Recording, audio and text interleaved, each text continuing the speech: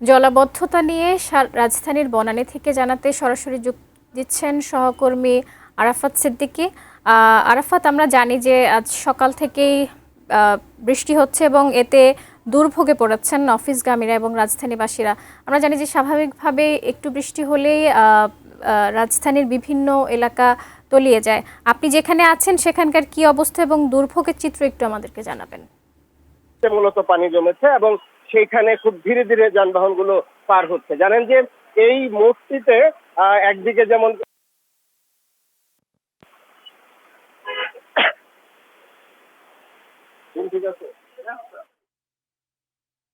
নেমেছে, সেখানে যেমন যানজট রয়েছে, তেমনি এই জায়গাটিতে যেখানে ঢাকা এলিভেটেড এক্সপ্রেসওয়ের র্যাম্প এসে নেমেছে সেখানেও পানি জমে আছে। অর্থাৎ র্যাম্পের ঠিক সামনেই প্রচুর পানি জমে আছে। গাড়িগুলোকে একটু কৌশল করে আসতে হচ্ছে এবং অধিকাংশ গাড়ি আসলে জানেন যে এই মোড়টিতে একদিকে যেমন একটি ফ্লাইওভার এসে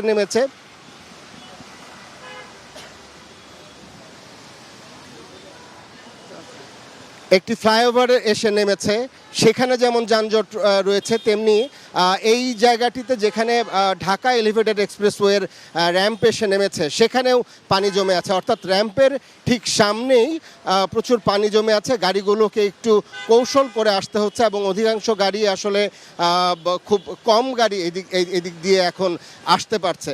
একটি বিষয় আপনাকে জানিয়ে রাখি যে এরই মধ্যে ট্রাফিকের পক্ষ থেকে যে কিছু নির্দেশনা জারি করা হয়েছে, বিশেষ করে ট্রাফিক গুলশান ডিভিশনের পক্ষ থেকে। তারা যেটি জানিয়েছেন যে ঢাকার বিভিন্ন জায়গায় আজকে সকাল থেকে যে বৃষ্টি, সেই বৃষ্টির কারণে পানি জমেছে।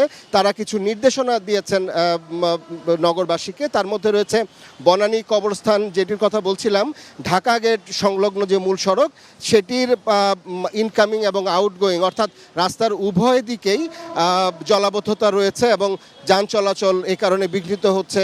বনানী কাকলী এলিভেটেড এক্সপ্রেসওয়ের যে র্যাম্পের সামনে, যেটি আমরা এই মুহূর্তে দেখতে পাচ্ছি, সেই র্যাম্পের সামনে আসলে পানি জমে আছে এবং সেই কারণে যান চলাচল বিঘ্নিত হচ্ছে।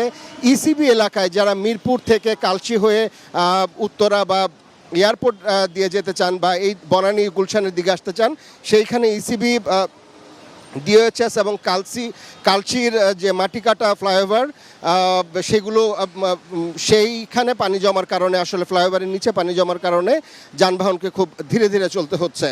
যমুনা ফিউচার পার্কের সামনেও আমরা দেখেছি যে প্রচুর পানি জমে আছে, কেননা সেখানে ঢাকা ওয়াসার পাইপলাইনের কাজ চলছে। সেটি একটি ভোগান্তি। আমাদের রাজধানীতে আমরা দেখি যে এই বর্ষার মৌসুম এলেই আসলে নানান রকম বিভিন্ন সেবা সংস্থার মানে রাস্তা খোঁড়াখুড়ির যে কাজ শুরু হয়, তার একটি ভোগান্তি প্রত্যেক বছরই নগরবাসীকে পোহাতে হয়। এবারও তার ব্যতিক্রম হচ্ছে না এবং এই কারণে আসলে সেখানে জলাবদ্ধতা তৈরি হয়েছে, যান চলাচল খুব ধীরে চলছে। আরও একটি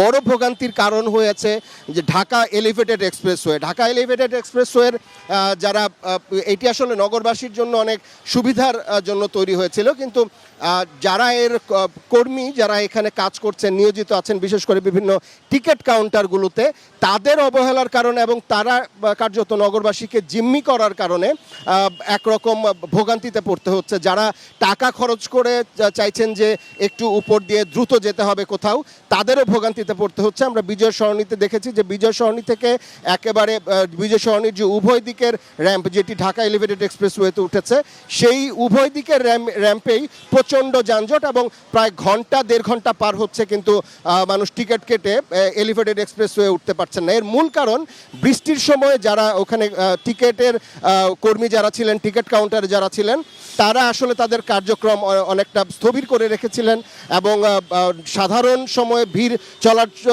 ভিড় সামাল দেওয়ার যে ব্যবস্থা, অর্থাৎ যে পরিমাণ গাড়ি যাচ্ছে সেই পরিমাণ টিকিট দ্রুত কাটার যে ব্যবস্থা, সেই ব্যবস্থাটি তাদের না থাকায় মানুষকে ভোগান্তিতে পোহাতে হচ্ছে। একই অবস্থা কিন্তু ঢাকা এলিভেটেড এক্সপ্রেসওয়ের যে উত্তরা প্রান্তে, সেদিকেও আমরা দেখেছি যে সেদিকেও একইভাবে মানুষকে ভোগান্তিতে পোহাতে হচ্ছে। অর্থাৎ আপনি যে টাকা খরচ করে এই ঢাকা এলিভেটেড এক্সপ্রেসওয়ে ব্যবহার করে গন্তব্যে দ্রুত পৌঁছাবেন, সেটিও আসলে তার কর্মীদের অবহেলার কারণে মানুষকে ভোগান্তি ভোগান্তিতে পড়তে হচ্ছে।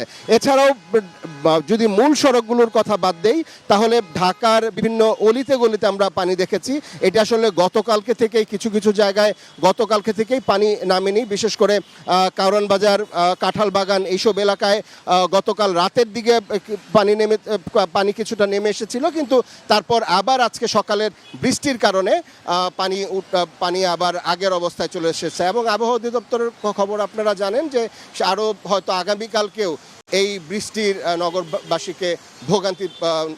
নগরবাসীকে ভোগান্তি পোহাতে হবে। তো এই ছিল আমার কাছে বনানী এলাকা থেকে সব।